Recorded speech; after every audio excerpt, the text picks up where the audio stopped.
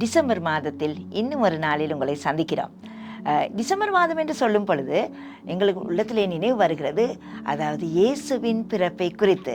அநேகர் இயேசுவின் பிறப்பை குறித்து கதைக்கிறார்கள், இயேசுவின் பிறப்புக்காக ஆயத்தப்படுகிறார்கள், நினைவு கூறுகிறார்கள், கொண்டாடுகிறார்கள். ஒரு கொண்டாட்டமான மாதத்தில் இயேசுவின் பிறப்பை குறித்து சில காரியங்களை உங்களோடு பகிர்ந்து கொள்ளப் போகிறேன்.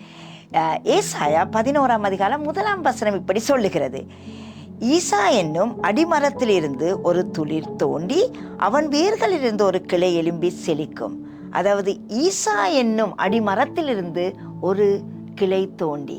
இது என்னது ஈசா என்னும் அடிமரம் என்று சொல்லுவது? அதாவது தாவீது ராஜாவுடைய தகப்பன் ஈசா. அதாவது ஈசாவின் வம்சத்திலிருந்து இயேசு பிறப்பார் என்கிற ஒரு தீர்க்க தரிசனம்.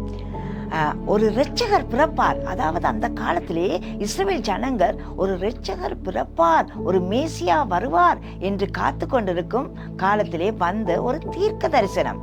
அதாவது ஒரு கிளை எழும்பி அந்த கிளை வந்து ஒரு செழிப்பாக வளர்ந்து, அதாவது செழிக்கும் என்று சொல்லப்படுகிறது.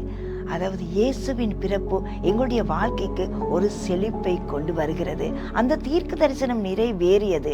இன்று நாங்கள் சந்தோஷமாக இருப்பது அவருடைய பிறப்பு. அவர் எங்களுக்காக பிறந்து தன்னுடைய ஜீவனத்தை எங்களுக்காக கொடுத்தபடியால் இன்று நாங்கள் ஒரு எதிர்பார்ப்போடு வருகிறோம்.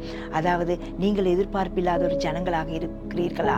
இந்த மாதம் ஒரு கொண்டாட்ட மாதம் மட்டுமல்ல, வாழ்க்கை மாறுகிற மாதம். ஒரு செழிப்பான வாழ்க்கை கொடுப்பதற்காகவே இயேசு இந்த உலகத்துக்கு வந்தார். அதனால் அந்த இயேசுவை நாங்கள் ஏற்றுக்கொண்டு அந்த செழிப்பான வாழ்க்கையை நாங்கள் அனுபவிப்போம். கர்த்தர் தாமே உங்களை ஆசீர்வதிப்பாராக. நன்றி.